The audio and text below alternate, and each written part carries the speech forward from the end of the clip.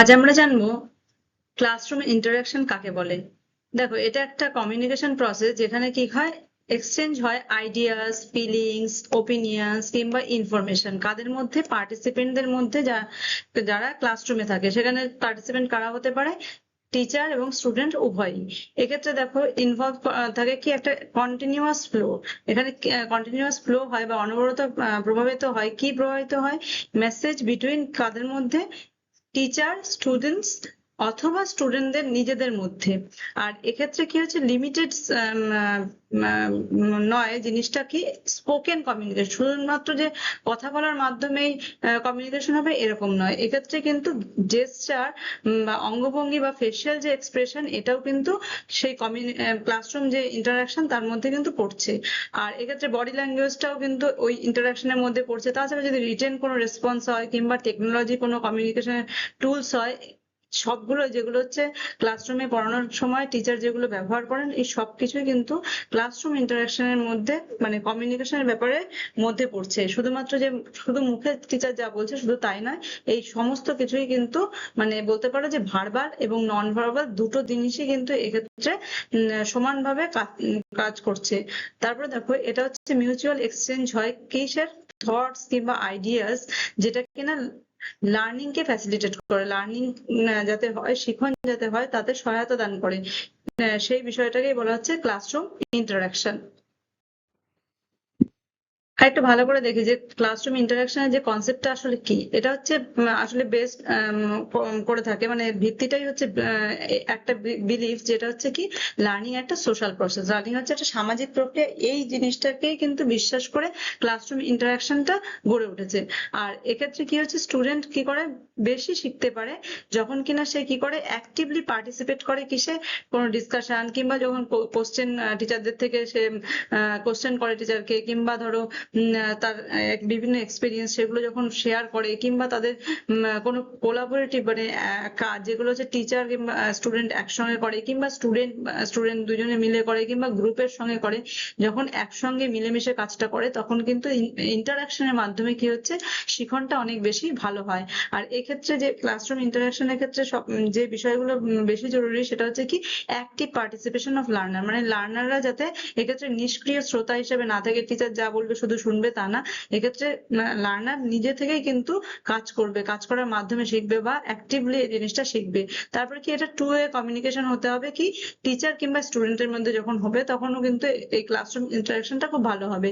আরেকটা কি cooperative learning হতে পারে পিয়ার্স দের মধ্যে, মানে একজন স্টুডেন্ট তার আরেকজন স্টুডেন্টের সঙ্গে যখন কি হচ্ছে, তাদের বন্ধুদের মধ্যে কোঅপারেটিভ ওয়েতে যখন পড়াশোনা করে তখনও কিন্তু ক্লাসরুম ইন্টারাকশনটা ভালো হয়। আর কি এক্ষেত্রে এক্সচেঞ্জ হয় আইডিয়াস, কিংবা শুধু এক্সচেঞ্জ হয় তা নয়, তার সঙ্গে সঙ্গে ফিডব্যাকও হয়। আর এটা হচ্ছে ডেভেলপমেন্ট করে, মানে বিকাশ করে কিসের, সোশ্যাল কিংবা কমিউনিকেশন যে স্কিল, মানে সামাজিক যে স্কিল বা যোগাযোগের যে স্কিলটা, সেটা কিন্তু বিকাশ ঘটায় যদি ক্লাসরুম ইন্টারাকশনটা ভালো হয়।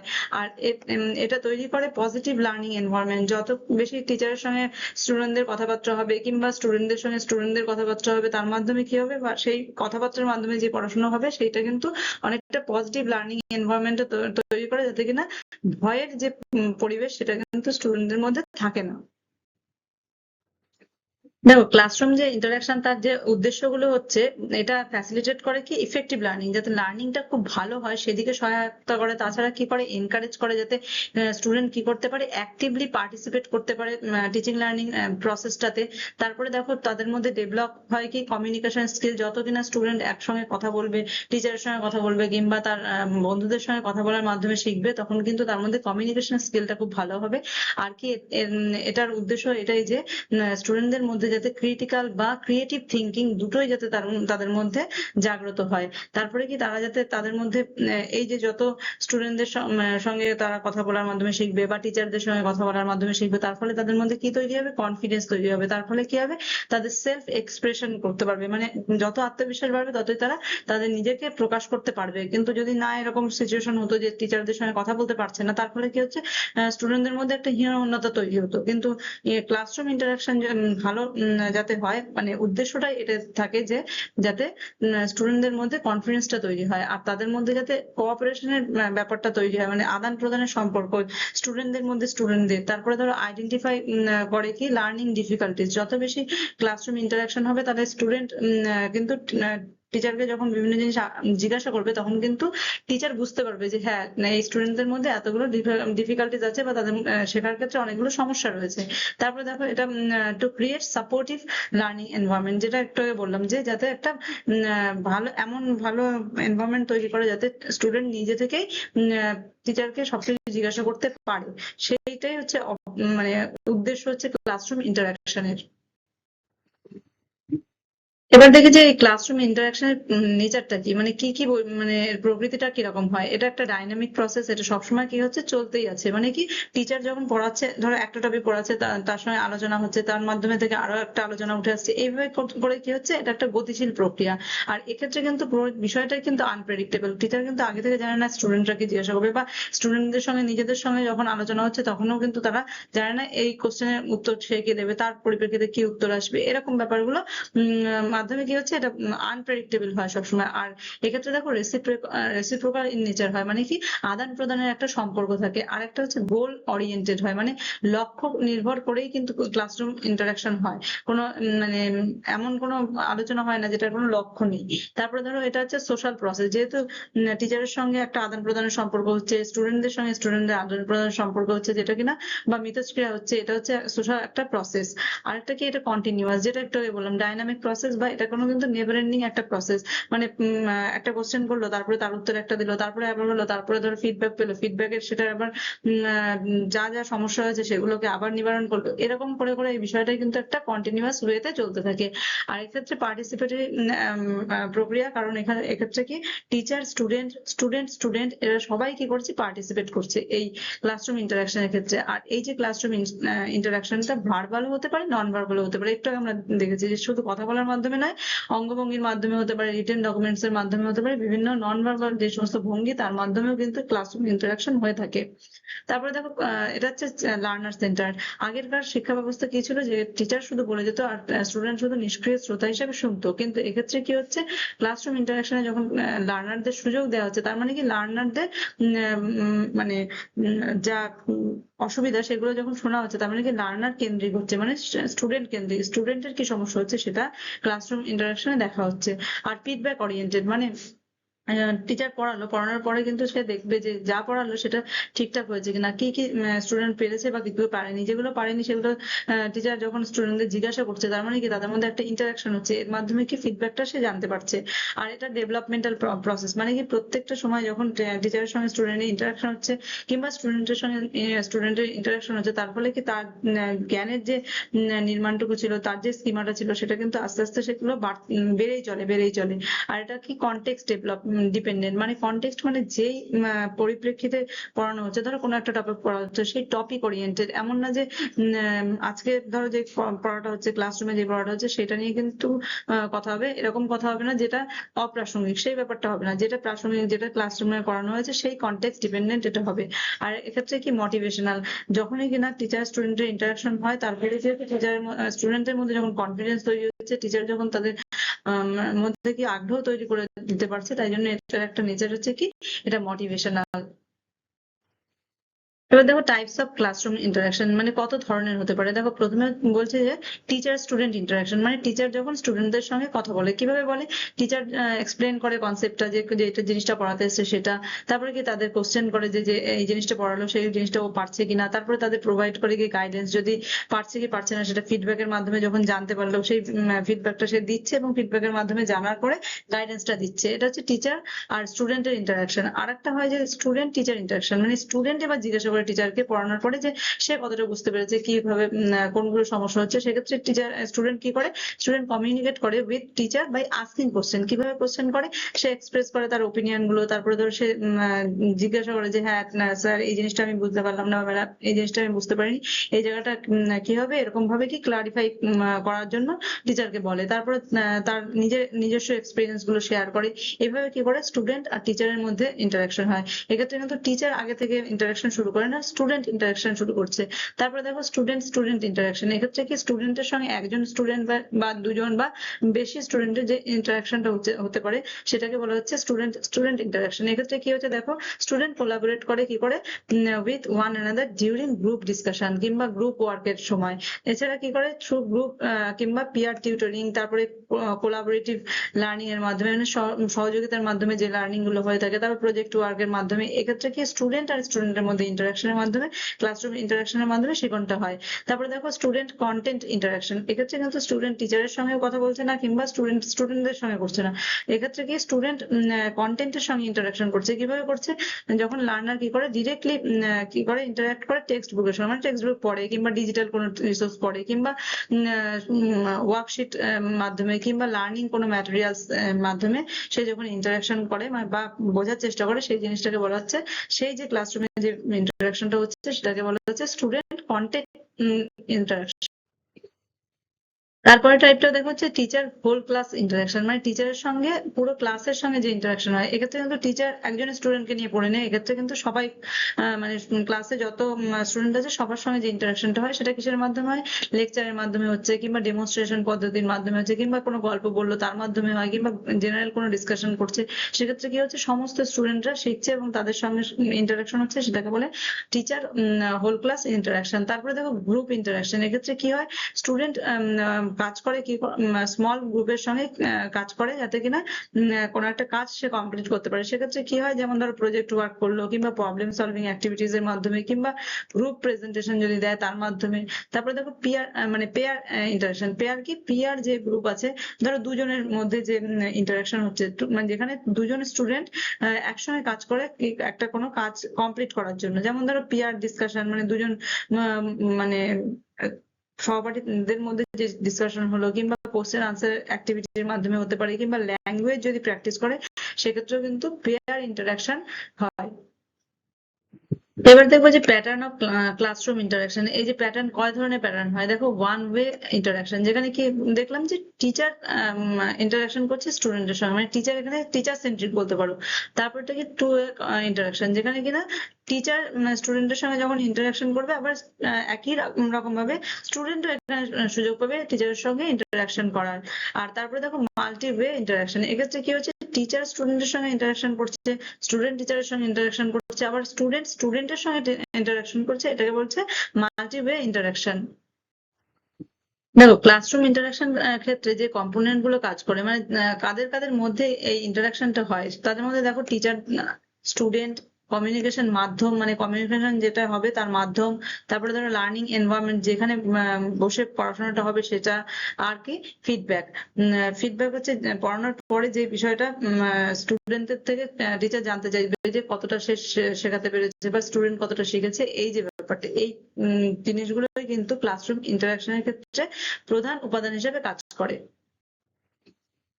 দেখো এই যে ক্লাসরুম ইন্টারাকশন এর গুরুত্বটা কি, এর গুরুত্বটা হচ্ছে এটা প্রমোট করে অ্যাক্টিভ লার্নিং, যাতে কিনা স্টুডেন্ট কি হচ্ছে অ্যাক্টিভ হচ্ছে, কিন্তু প্যাসিভ ভাবে শুধুমাত্র টিচার যা বলছে তাই শুনছে না। এনহান্স করে কি আন্ডারস্ট্যান্ডিং, যতই কিনা টিচারের সঙ্গে সে ইন্টারাকশন করে তখন কি হয় টিচার যখন তার সেই ডাউটস গুলো ক্লিয়ার করে দেয় তার ফলে কি তার ওই বিষয়ে আন্ডারস্ট্যান্ডিং হয়। তারপর কি ইমপ্রুভ একাডেমিক অ্যাচিভমেন্ট, যত কিনা সে বুঝবে, রোট লার্নিং করবে না, শুধু বুঝে পড়াশোনা করবে, তার ফলে কি হবে তার একাডেমিক অ্যাচিভমেন্টটা বেশি হবে। আর কি ডেভেলপ করে কমিউনিকেশন স্কিল, একটু আগে আমরা দেখেছি যে টিচার টিচার কিংবা স্টুডেন্ট টিচার যখন ইন্টারাকশন করে তারপরে তাদের কি হয় কমিউনিকেশন স্কিলটা বাড়ে। আর এর মাধ্যমে কি হয় তাদের এনকারেজ করে ক্রিটিক্যাল থিঙ্কিং, মানে তাদের মধ্যে সমালোচনামূলক যে চিন্তা ভাবনা সেগুলো বেড়ে যায়। তারপরে কি এই সমস্ত করার মাধ্যমে মানে ইন্টারাকশন করছে তাদের মধ্যে সমালোচনামূলক থিঙ্কিং বাড়ছে, এর ফলে কি হচ্ছে তাদের মধ্যে কনফিডেন্স বেড়ে যায়। আর যত কনফিডেন্স বাড়ে ততই তার পড়াশোনার প্রতি কি হয় মোটিভেশনটা বাড়ে। আর এই এক্ষেত্রে কি হয় টিচারেরও কিন্তু ইফেক্টিভনেস বাড়ছে, তার কারণ কি যত স্টুডেন্ট তাকে জিজ্ঞাসা করছে, কখনো হয়তো টিচার পুরোটা পারছে আবার কখনো পারছে না, যখন পারছে না তখন সে নিজেকে ঝালাই করে নিতে পারে, তার ফলে কি হচ্ছে টিচারের ইফেক্টিভনেস কিন্তু এখানে বাড়ে। তারপরে দেখো স্ট্রেংথেন টিচার স্টুডেন্ট রিলেশনশিপ, এক্ষেত্রে কিন্তু যখন টিচারের সঙ্গে স্টুডেন্ট কথা বলছে বা ইন্টারাকশন করছে তার ফলে কি তাদের মধ্যে একটা ভালো রিলেশনশিপ তৈরি হয়। তারপরে কি আরেকটা কি পজিটিভ ক্লাসরুম এনভায়রনমেন্ট, এটা আমরা দেখলাম বারে বারে যে যখনই তাদের সঙ্গে টিচারের সঙ্গে স্টুডেন্টের সঙ্গে স্টুডেন্টের যখন ইন্টারাকশন ইন্টারাকশন হয় তাদের মধ্যে সবার মধ্যে একটা বন্ধুত্বপূর্ণ সম্পর্ক গড়ে ওঠে, যার ফলে কি ক্লাসরুম যে অ্যাটমসফিয়ারটা সেটা আর ভয়ের ব্যাপারটা থাকে না, একটা পজিটিভ এনভায়রনমেন্ট তৈরি হয়। আর এক্ষেত্রে কি এনকারেজ করে সোশ্যাল ডেভেলপমেন্ট, মানে সবার সঙ্গে একটা সহযোগিতার সম্পর্ক যখন গড়ে ওঠে তাদের মধ্যে সামাজিক বিকাশটাও কিন্তু বেড়ে চলে। আর কি এর ফলে কি হলিস্টিক যে ডেভেলপমেন্ট, শুধুমাত্র যে ইন্টেলেকচুয়াল তা না, তাদের মরাল, সোশ্যাল এরকম সমস্ত দিকের বিকাশগুলো কি হয় ত্বরান্বিত হয়। এবার দেখে যে ক্লাসরুম ইন্টারাকশনের ক্ষেত্রে কোন কোন ফ্যাক্টর গুলো এক্ষেত্রে প্রভাব ফেলতে পারে। প্রধান দেখো teacher related factor. Teacher related factor গুলো কি কি, টিচার টিচিং স্টাইলটা কেমন, যদি টিচারের টিচিং স্টাইলটা ভালো হয় তাহলে বা ইন্টারাকশন করতে দেয় তাহলে কিন্তু লার্নিংটা ভালো হয়, আর তা না হলে তার উল্টো প্রতিক্রিয়াটা হয়। তারপরে দেখো কমিউনিকেশন স্কিলটা, টিচারের যদি কমিউনিকেশন স্কিলটা ভালো হয় তাহলে কিন্তু স্টুডেন্ট কি করে আগ্রহী হয় তার সঙ্গে মানে ইন্টারাকশন করার জন্য। তার সাবজেক্ট নলেজ যদি ঠিকঠাক হয়, যে ভালো হয়, তাহলে কিন্তু স্টুডেন্ট কি করে তার সঙ্গে কোশ্চেন আনসার করতে চায় বা করতে পারে। তারপর কি অ্যাটিটিউড টুয়ার্ডস স্টুডেন্ট, টিচারের যদি অ্যাটিটিউড স্টুডেন্টদের প্রতি ফ্রেন্ডলি হয় তাহলে কিন্তু স্টুডেন্টরা কি হবে ক্লাসরুম ইন্টারাকশনের ক্ষেত্রে বেশি আগ্রহী হবে। আর ক্লাসরুম ম্যানেজমেন্ট, টিচারের যদি ক্লাসরুম ম্যানেজমেন্টটা বন্ধুত্বপূর্ণ হয় তাহলে কিন্তু সেক্ষেত্রে টিচার স্টুডেন্ট ইন্টারাকশন বেশি করবে। তারপর দেখো স্টুডেন্ট রিলেটেড যে ফ্যাক্টর গুলো আছে, স্টুডেন্টের যদি মোটিভেশন ঠিকঠাক হয় তাহলে কি হবে, সে টিচারের কাছে বা অন্য স্টুডেন্টদের সঙ্গে আলোচনার মাধ্যমে শেখার চেষ্টা করবে। যদি তার মধ্যে মোটিভেশন না থাকে তাহলে কিন্তু এই বিষয়টা হবে না। তার মধ্যে কনফিডেন্স লেভেল, যদি স্টুডেন্ট অলরেডি ফ্রাস্ট্রেটেড থাকে বা হীনমন্যতায় ভোগে তাহলে কিন্তু সে কনফিডেন্স লেভেলটা যদি কম থাকে তাহলে কিন্তু সে ইন্টারাকশনে আগ্রহী হবে না।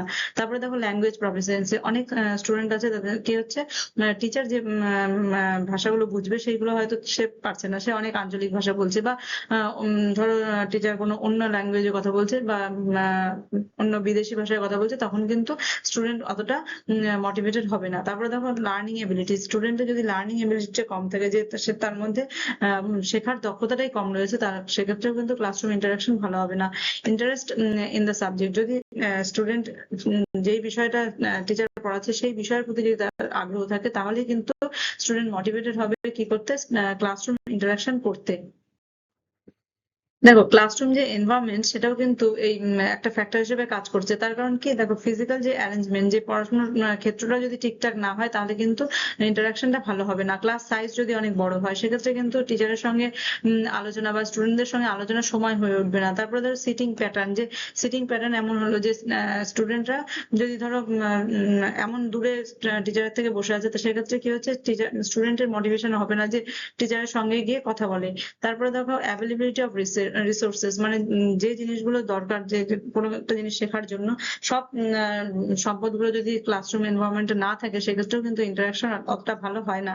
তারপরে দেখো ইনস্টিটিউশনাল ফ্যাক্টর, যদি স্কুলের পলিসিস গুলো চাইল্ড সেন্ট্রিক হয় তবেই কিন্তু চাইল্ডরা কি করতে পারবে, ইন্টারাকশনের দিকে বেশি ঝুঁকতে পারবে। তারপরে ধরো কারিকুলাম স্ট্রাকচারটা যদি টিচার কেন্দ্রিক হয় সেক্ষেত্রে কিন্তু ইন্টারাকশন অতটা ভালো হয় না। আর টাইম অ্যালোকেশন, ধরো স্টুডেন্টের পরিমাণ বেশি আছে সেক্ষেত্রে টাইম দেখা যাচ্ছে কম আছে, সেক্ষেত্রে কিন্তু ইন্টারাকশন অতটা ভালো হবে না।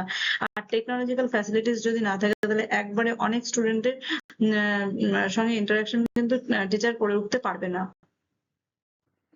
এবার দেখি যে এই ক্লাসরুম ইন্টারাকশনের ক্ষেত্রে কোনগুলো ব্যারিয়ার হিসেবে কাজ করে, মানে কোনগুলো অসুবিধা হিসেবে কাজ করে। প্রথমটাই দেখো লার্জ ক্লাস সাইজ। একটু আগে বললাম যে যদি ক্লাস সাইজ অনেক বেশি হয়, মানে ক্লাসের স্টুডেন্ট যদি অনেক বেশি হয় তাহলে কিন্তু ক্লাসরুম ইন্টারাকশন অতটা ইফেক্টিভ হয় না। ফিয়ার অফ মেকিং মিস্টেক, অনেক স্টুডেন্ট আছে যারা ভুল করার ভয় পেয়ে অনেক সময় কি করে না টিচারের সঙ্গে বা স্টুডেন্টদের সঙ্গে আলোচনা করতে চায় না। তারপরে ধরো ল্যাক অফ মোটিভেশন, টিচারের ক্ষেত্রে যদি মোটিভেশন কম থাকে কিংবা স্টুডেন্টের ক্ষেত্রে যদি মোটিভেশন কম থাকে সেক্ষেত্রে কিন্তু ক্লাসরুম ইন্টারাকশনটা হয় না। পুয়ার কমিউনিকেশন স্কিল, যদি দুক্ষেত্রে, যদি টিচারের ধরো কমিউনিকেশন স্কিল ভালো না আবার স্টুডেন্টেরও ভালো না, সেক্ষেত্রে কিন্তু ক্লাসরুম ইন্টারাকশনটা ভালো হবে না। টিচার সেন্টার যদি টিচিং মেথড হয়, মানে টিচার কেন্দ্রিক, মানে টিচারই শুধু বলে যাবে স্টুডেন্টই যদি শুনে যাবে, এইরকম যদি টিচারের মানসিকতা হয় তাহলে কিন্তু ক্লাসরুম ইন্টারাকশনটা ভালো হবে না। কালচারাল বা ল্যাঙ্গুয়েজ ডিফারেন্সেস, যেটা একটু আগে বললাম যে স্টুডেন্ট এমন জায়গা থেকে বিলং করে সেখানে ভাষাটা হয়তো টিচার জানে না, ধরো কথা কথা এই সমস্যাটা বেশি হয় যখন,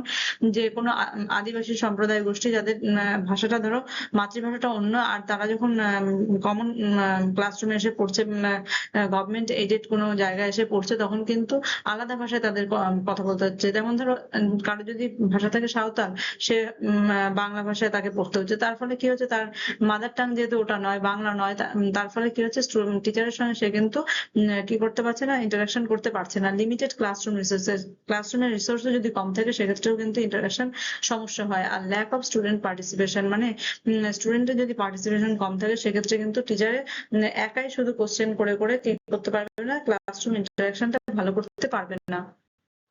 এবার দেখি কিছু স্ট্র্যাটেজিস যার মাধ্যমে এই ক্লাসরুম ইন্টারাকশনটা আরো ভালো করা যেতে পারে। দেখো, একটা হচ্ছে এনকারেজ কোশ্চেনিং। যদি টিচার এনকারেজ করে স্টুডেন্টদের যে হ্যাঁ কোশ্চেন করার জন্য, তাহলে কিন্তু এটা ভালো হবে। তারপরে ধরো ইউজ গ্রুপ অ্যাক্টিভিটিস। টিচার যদি একজন একজন করে কোশ্চেন মানে কাজ না দিয়ে যদি গ্রুপে কাজ দেয়, তাহলে কিন্তু স্টুডেন্টদের সঙ্গে স্টুডেন্টদের আলোচনাটা বাড়বে।